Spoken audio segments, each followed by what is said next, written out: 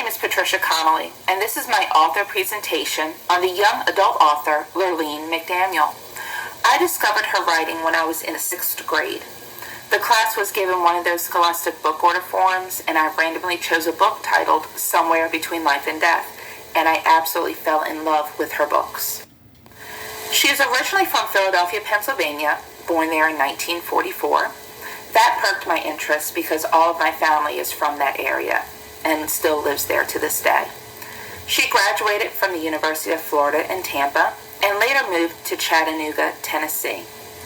She started writing books in 1981. However, she did not make it to a bestsellers list until 1985 with the book titled 6 Months to Live. This book was inspired to her from meeting different families while at the hospital with her son that was diagnosed with juvenile diabetes at an early age. She wrote books that included illnesses such as cancer, cystic fibrosis, diabetes, SIDS, AIDS, depression, and organ transplants. She would interview families and medical personnel to make sure that her medical information was accurate. Her career has included work for magazines, radio, and at least one of her books inspired a made-for-TV movie. She has a quote on the inside cover of all her books that reads, "To me, the most important thing is writing an uplifting story that helps the reader to look at life from a different perspective." She wanted the readers to know that even though someone suffers sadness, there could always be something positive from the experience. Her novel, 6 Months to Live, was placed in a time capsule at the Library of Congress in Washington, D.C., and it is not scheduled to be opened until 2089. I've chosen a book from each of her series to present to you today. The first book I wanted to speak about is the first book I ever read by her, Somewhere Between Life and Death. The companion book is titled Time to Let Go. The books were later republished together. The books follow the story of Erin and Amy Bennett. Erin is the older sister that sings and dances. Amy is the younger sister that acts and dresses up as a clown for kids' events. One night after the play at school was done, they were having a party. The party ran out of refreshments, and Erin was asked to run to the store. Amy, just having got her license, volunteered to go in her place since Erin was tired. Erin didn't fight her and let her go. There was a car accident, and Amy ended up in a coma. The first book shows the struggles for Erin to continue to live her everyday normal high school life while Amy is in a coma. She gets upset when Amy's boyfriend stops coming to visit Amy in the hospital. At the end of the book, the parents make the decision to turn off the life support machines and donate Amy's organs. Time to Let Go continues with Erin as she suffers from headaches after the death of her sister. She tries to keep her family together and wants to move on to college when she graduates high school. You follow along as she tries to cope with grief and moving on with her life. The next book is titled 6 Months to Live, and this is about the character Dawn Rochelle, a 13-year-old that was diagnosed with leukemia. Her roommate in the hospital is Sandy, another teenage girl. They become best friends, they go into remission together, and then they both go home. They have to acclimate back to their everyday life. Dawn has a hard time adjusting to going back to school and relating to her old life and friends. Dawn gets an invitation to go to cancer camp, and Sandy goes with her. They make friends and bond with other survivors and patients. The girls return home a second time and then head back to another year of school. Dawn is given devastating news that Sandy comes out of remission and dies. She tries to move on. This is the first of 5 books in the series for Dawn Rochelle.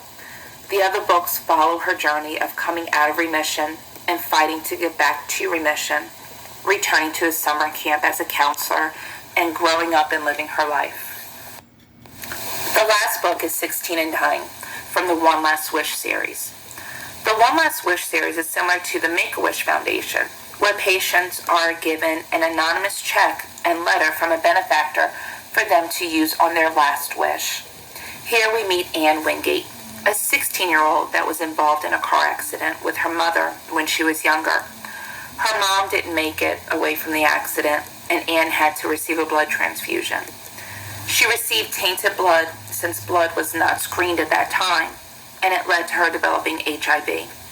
She uses the anonymous check to fill her wish to go to a horse ranch with her father. There she meets Morgan, the nephew of the ranch owners. They become good friends. One day she pierces her hand on a pitchfork and freaks out about the blood coming from the cut. Shortly after that, she and her father leave to go back to New York. Morgan goes to visit her, where he finds out she is dying of AIDS. He stays until she dies before returning home.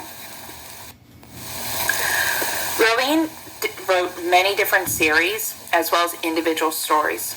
Some of those are here as the Dawn Rochelle series, 6 Months to Live, I Want to Live, So Much to Live For, No Time to Cry, and To Live Again.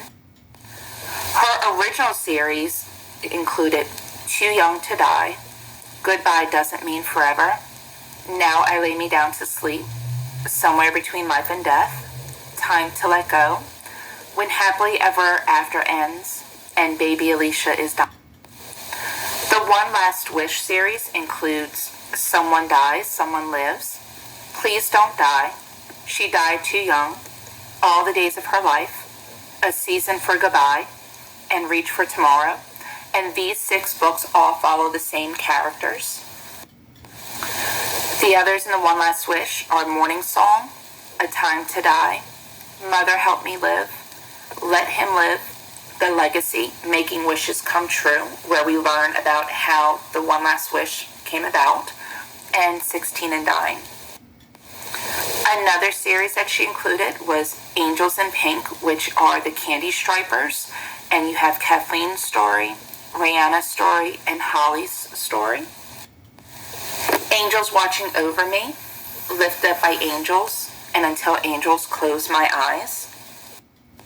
And some other individual ones, If I Should Die Before I Wake, Why Did She Have to Die, Brianna's Gift, The Time Capsule, A Rose for My Garden of Angels, Pray, which is completely out of the medical drama field, and that one is one of the last books that she's published, Starry, Starry Night, Hit and Run, Letting Go of Lisa, and How Do I Love Thee. I hope you find some interest in her writings. Although she's no longer writing new material, you can find her books. Most of her books are now available online, but you can order a paper or hard copy from Barnes & Noble and Amazon. Thank you.